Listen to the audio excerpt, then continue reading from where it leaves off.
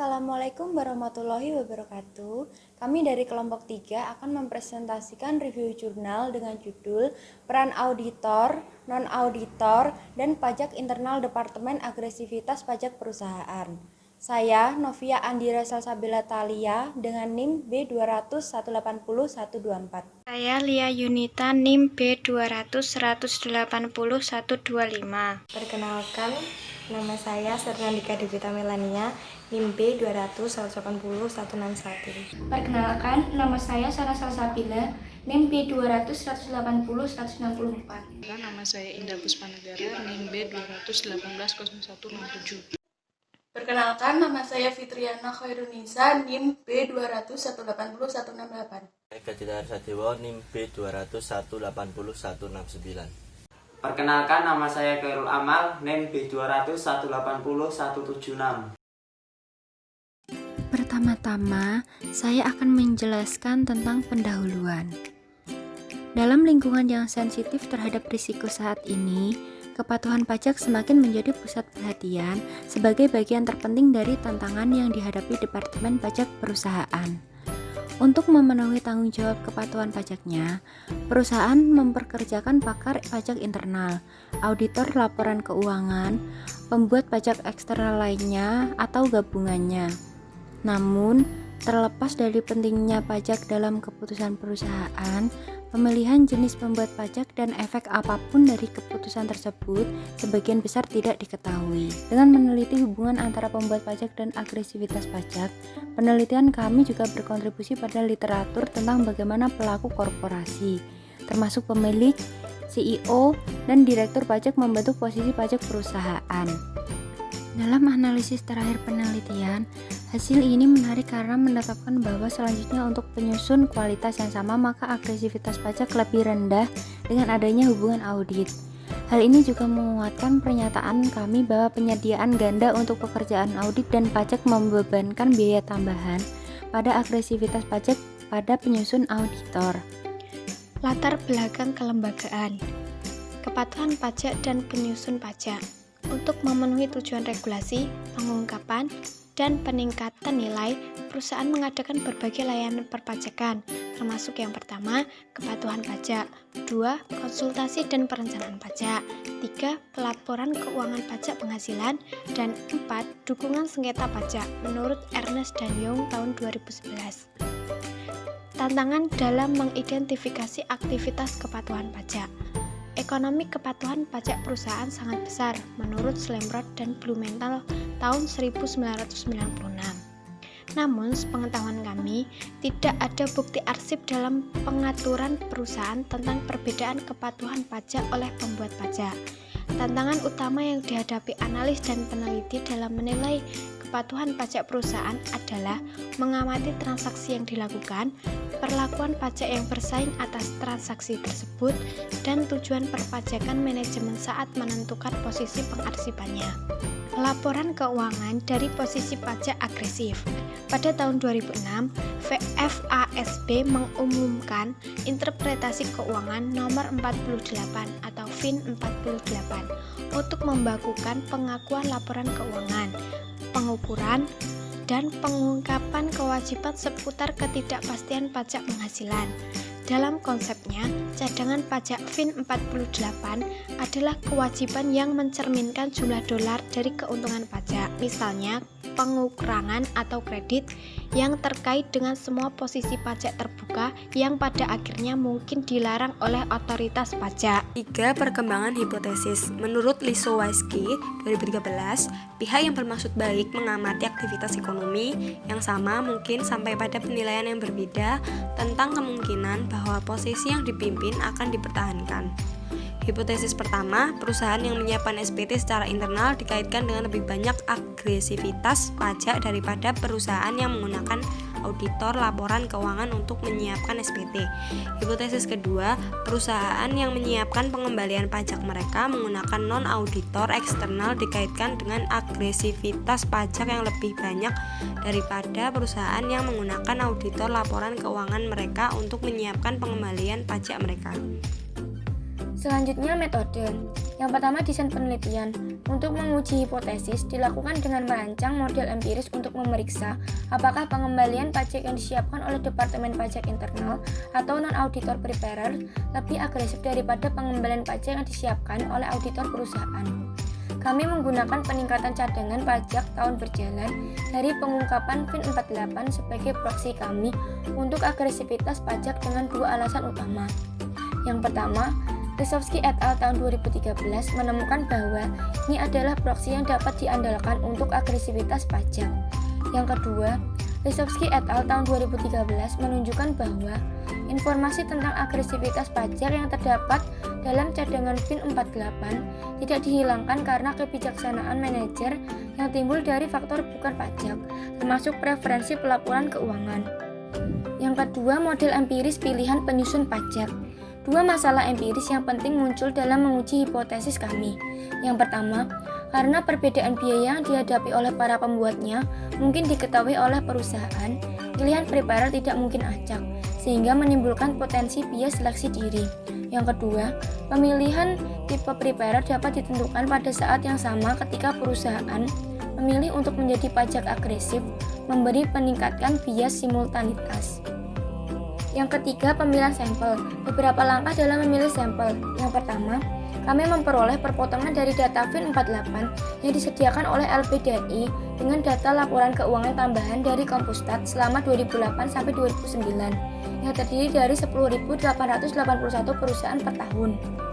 Yang kedua, kami menggabungkan data laporan keuangan dengan data pengembalian pajak pada identitas yang lebih siap untuk kumpulan terbatas dari 1.590 perusahaan akhir tahun kalender dalam standar dan PUR. Yang ketiga, kami mengidentifikasi pembuat pajak dengan nama dan nomor identifikasi atau PTIN di area tanda tangan paid preparer pada SPT. Jika identitas pembuatnya hilang, kami menetapkan pengembalian pajak perusahaan sebagai disiapkan secara internal. Yang keempat, kami kemudian menggabungkan kumpulan data dengan analisis audit untuk menentukan apakah pembuatnya, jika eksternal juga adalah auditor perusahaan, dan untuk mengestimasi variabel kontrol. Yang keempat, statistik deskriptif. Yang pertama, menyajikan statistik deskriptif dari jenis pembuat pajak. Yang kedua, melaporkan penghitungan pengembalian pajak yang disiapkan secara internal dan eksternal oleh perusahaan.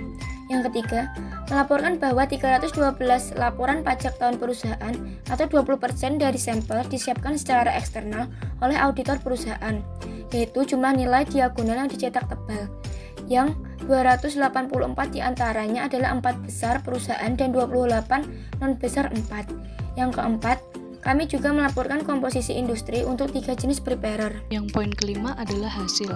Yang pertama, menguji kaitan antara agresivitas pajak dan jenis penyusunan pajak. Dalam hal variabel kontrol, biaya pajak sebagai bagian dari total biaya yang dibayarkan kepada auditor secara positif terkait dengan UTB tahun berjalan. Jika pajak bertindak sebagai proksi untuk perencanaan pajak maka hasilnya menyiratkan bahwa lebih banyak perencanaan pajak dari auditor dikaitkan dengan posisi yang lebih agresif secara rata-rata. Prepare auditor yang melakukan pekerjaan kepatuhan dikaitkan dengan posisi yang kurang agresif dibandingkan ketika prepare lain melakukan kepatuhan pajak. Dari kontrol lain, ukuran, ROE, penjualan luar negeri, dan intensitas audit yang berhubungan positif dengan posisi pajak yang agresif, konsisten dengan penelitian sebelumnya. Dalam hal variabel kontrol, biaya pajak ukuran ROE sebelum pajak, R&D, dan intensitas audit berhubungan positif dengan agresivitas pajak. Semuanya signifikan pada tingkat 1%, sedangkan aktivitas asing dan 0 tidak terkait dengan agresivitas pajak. Dalam memperhitungkan potensi bias seleksi diri, istilah koreksi K_internal_prep positif dan K_other_prep negatif. Meskipun nilai-nilai ini secara teknis tidak berlawanan dengan rasio mil, karena kita memang demikian memodelkan 3 daripada 2 hasil. Interpretasinya serupa. Fitur yang tidak dapat diobservasi yang menjelaskan penggunaan Departemen Pajak internal terkait dengan agresivitas pajak yang lebih tinggi. Yang selanjutnya adalah tes sensitivitas. Hasil inti kami dapat diringkas sebagai pengembalian pajak yang disiapkan oleh Departemen Pajak internal dan non-auditor eksternal melaporkan UTP periode berjalan yang lebih besar daripada pengembalian yang disiapkan auditor. Pengaturan kelembagaan kami, pengembangan hipotesis, dan penelitian sebelumnya menunjukkan bahwa hasil ini berasal dari posisi pajak yang agresif diklaim oleh perusahaan-perusahaan ini. Untuk membedakan apakah temuan empiris kami konsisten dengan agresivitas pajak perusahaan atau manajemen pelaporan keuangan, kami memerikirakan kembali analisis auditor kami versus preparer non-auditor menggunakan beberapa ukuran alternatif yang menggantikan UTP periode saat ini sebagai variabel dependen dalam persamaan. Meskipun menggunakan auditor preparer berhubungan negatif dengan agresivitas pajak, seperti yang kita temukan di tes, itu mungkin bukan indikasi pajak yang lebih tinggi dibayarkan secara keseluruhan. Setidaknya ada dua penjelasan untuk temuan empiris tersebut. Selanjutnya, analisis tambahan. Menghubungkan biaya pajak auditor dengan agresivitas pajak menurut jenis penyusun. Sejak Sabarnas Exley Act of 2002, perusahaan diharuskan mengungkapkan biaya audit dan non-audit yang dibayarkan kepada auditornya. Namun, tidak diharuskan untuk mengungkapkan jasa perpajakan atau biaya lain seperti yang dibayarkan kepada non-auditor. Karena pengungkapan yang terbatas ini sering mempertimbangkan auditor menerima biaya layanan pajak secara umum, misal Lasila et al. 2010 dan MC Guire et al. 2012. Kami memperkirakan 3 regresi Tobit yang menjelaskan posisi UTB tahun berjalan. Yang pertama dengan takfis, kedua menambahkan jenis preparer internal prep dan order prep, ketiga interaksi penambahan takfis. Selanjutnya kesimpulan. Studi kami menguji apakah jenis pembuatan pajak auditor, non-auditor eksternal, atau Departemen Pajak internal terkait dengan agresivitas posisi yang diklaim pada pengembalian pajak perusahaan. Pengujian kami dimotivasi oleh kurangnya bukti tentang peran perantara pajak dalam keputusan kepatuhan pajak perusahaan. Kerangka Scholes-Wilson menekankan pada pertimbangan semua biaya dalam integrasi keputusan pajak ke tujuan organisasi perusahaan. Kami fokus pada peran ganda seorang pembuat pajak auditor sebagai satu perbedaan penting relatif terhadap jenis pembuatan pajak lainnya. Kami menyimpulkan dengan 4 peringatan. Pertama, hasil kami dengan menggunakan sampel perusahaan besar yang diperdagangkan secara publik selama 2 tahun tidak boleh meluas ke perusahaan kecil atau periode waktu lain. Keterbatasan akses data mencegah kami untuk mengevaluasi kemungkinan-kemungkinan ini. Penelitian di masa depan diperlukan untuk mempelajari apakah hubungan antara tipe preparer dan agresivitas pajak bervariasi menurut sampel. Misalnya, kecil versus besar, publik versus swasta, atau periode misalnya untuk menguji prediksi Mayday dan Shackelford. Sekian presentasi dari kelompok kami. Terima kasih. Wassalamualaikum warahmatullahi wabarakatuh.